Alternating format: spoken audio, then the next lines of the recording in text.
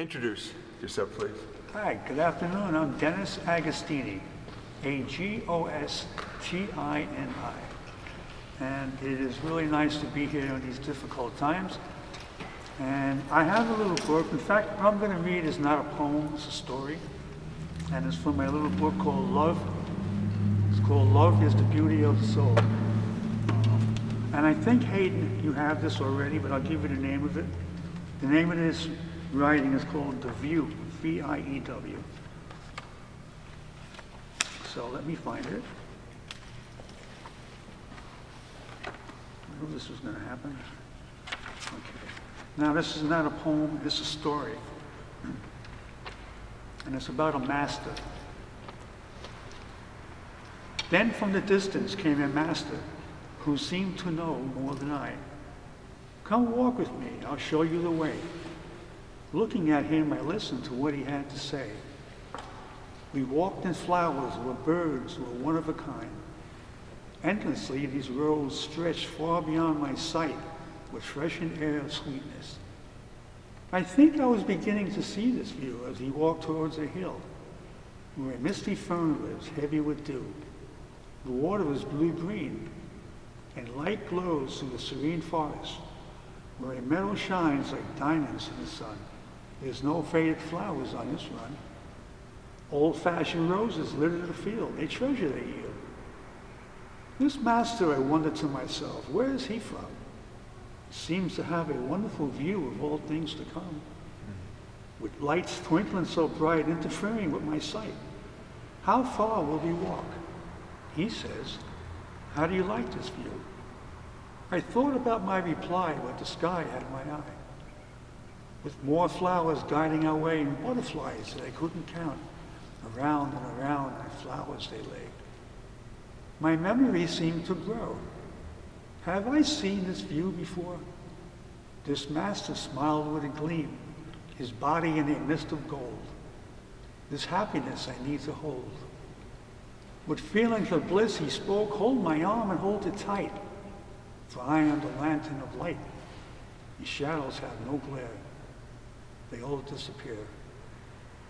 This view grows even sharper with curved-side hilltops off in the distance, and soft sounds fill the air. And then I asked, have we walked a mile? For this view makes me smile. But sooner or later this mystery will end. And half asleep, the hill is so steep, with ancient cherry trees that line the road. Hold my arm again, he says, night will soon fall. We advance towards this hill that seemed to never end. This view will be lost in nighttime bliss. The winds begin to whip as darkness begins to slip. Into plush velvet flowers we walk, and boulders roll find a home off the cliff. Around and around we climb to the top. Look, he says, this view is all we got. Feeling like this can't be a dream, it looks as heaven is near. Concealed in white clouds, huddled between gold light of the sun, it gleams like jewels, and brighter still it becomes. In awe I stare. Can I really be here?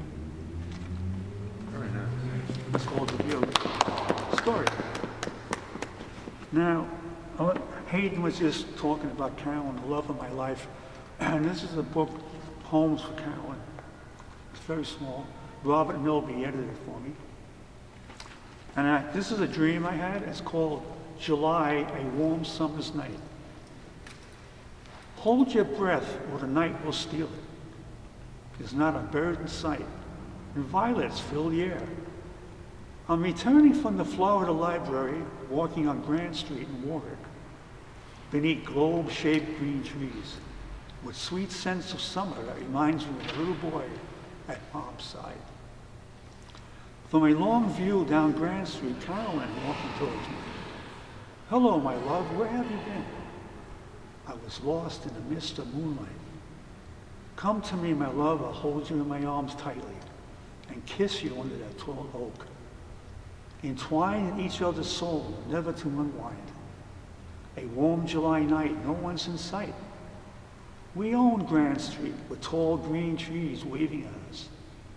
Then we walked to the bright moonlight beckoning us to enter. And disappearing from Grand Street, I awoke at 6 a.m., telling myself this dream was so real, nothing can ever steal it from my heart. I'll read one more. These are all love poems that I wrote for my sweetheart.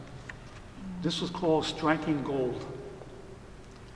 Every once in a while we strike gold. It's not too often we find a shining smile that glimmers in the sunlight. When we lose this precious gem, we dig again. Most of the time we come up empty-handed. At times we find bits and pieces of gold that dull in the sunlight. Then one day I struck gold, a large piece of this gem. It glimmered in the sunlight, larger than the moon with eyes like stars. I named this precious gem Carolyn. She shined in my heart for all to see. Thank you. A little book for Carolyn. And I love her so much. She's in my kitchen. Please stay.